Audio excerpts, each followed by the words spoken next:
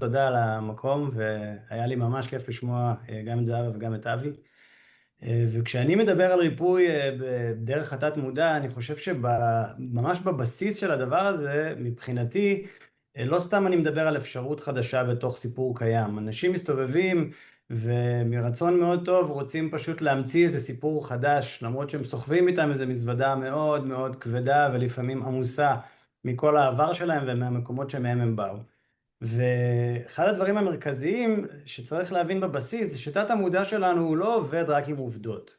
הוא עובד עם רגשות ועם תחושות ועם דפוסים שהם לא מילוליים ואפילו עם תנועות גוף.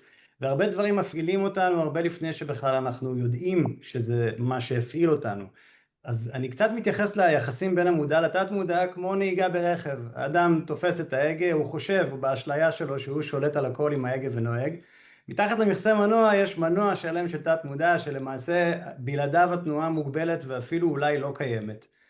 ובגישה שאני חושב שעובדים עם התת מודע זה בעצם איך פותחים שם את המכסה מנוע ומתבוננים באמת בעומק של הדברים, בהבנה של כל התהליכים האלו שגורמים לתנועות לקרות בחיים שלנו.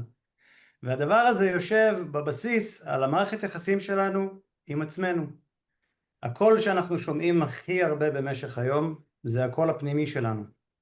והרבה פעמים זה נשמע קצת כמו מישהו אחר, כי אם הקול הזה הוא יותר שופט או יותר מזהיר או יותר מזלזל, אז זה לא נעים לשמוע כל היום מישהו שבאופן מודע או לא מודע לא כל כך מרוצה מהתוצאות שהגענו אליהם. עכשיו, הרבה אנשים באופן מודע יודעים מה הם רוצים. יודעים שהם רוצים להפסיק לעשן או לעשות דיאטה או להתחיל לרוץ או להיות בזוגיות. אז כנראה הבעיה היא לא מה אני צריך לעשות או איזשהו ידע שחסר לי. העניין הוא שכשאני בא לעשות את הדברים האלו או להתחיל את הדרך הזאת, משהו בי עוצר אותי. ובמקום השאלה למה זה עוצר אותי, מה לא בסדר בי, מה דפוק בי, למה זה מקולקל, יש שם איזה מנגנון ששווה לחקור אותו, כי הוא נמצא כרגע באזורים הלא מודעים שלנו, שנוצר כנראה מתוך איזשהו אירוע קדום, איזשהו מצב אחר בחיים, ששם הוא דווקא היה מאוד יעיל ומאוד שימושי. כך שלמעשה, אם אני כל הזמן יודע שאני רוצה משהו, אבל אני למעשה עושה משהו שלא משיג לי את התוצאה, זה לא בגלל שאני מקולקל, זה לא, בטח לא בגלל שאני האויב של עצמי, זה בגלל שאני משתמש כרגע בפתרון מאוד מאוד ישן, שעם הזמן הפך להיות בעיה. אבל מתישהו בעבר, הדבר הזה שאני חוזר עליו עוד פעם ועוד פעם, היה לחלוטין פתרון. ועכשיו אני רוצה לפרק שנייה את הסיפור הזה, ולהיכנס בעזרת התת מודע ובהסכמת התת מודע.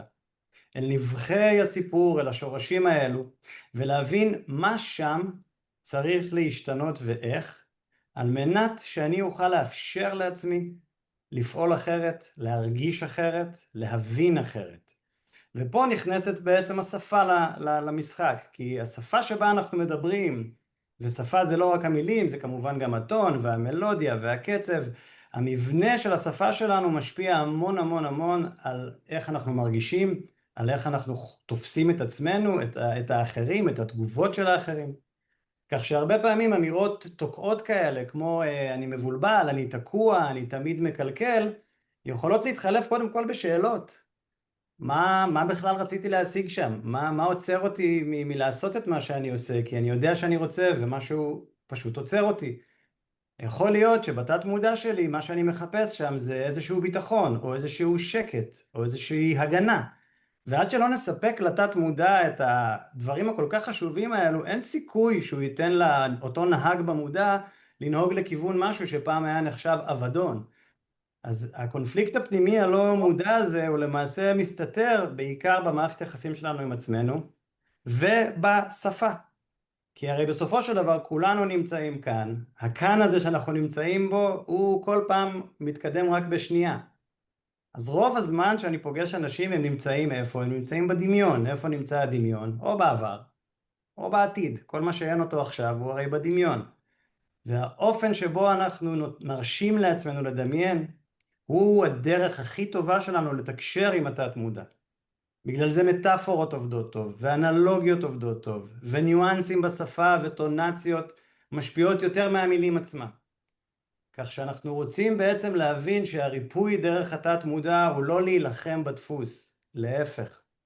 ולחבק אותו, להתיידד איתו, ואפילו להיות סקרן לגביו, כדי להבין מה בכלל ניסיתי להשיג שם, ומה זה בכל זאת מנסה לעזור לי, שכרגע אני חושב שזה מקולקל, אבל זה לא מקולקל, זה פשוט בהקשר הלא נכון, ובתזמון הלא נכון. זה בגדול הבסיס של העבודה הזו. וואו, איזה מעניין. תודה רבה לשלושתכם, אתם מהממים ממש, טעמנו ככה טעימה קלה מכל הכלים המדהימים שיש לכם, ויש לי מלא שאלות, אבל אני רוצה להתחיל, אני אתחיל איתך, אבי.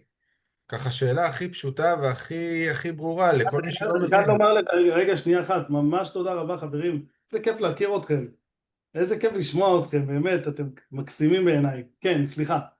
תודה רבה.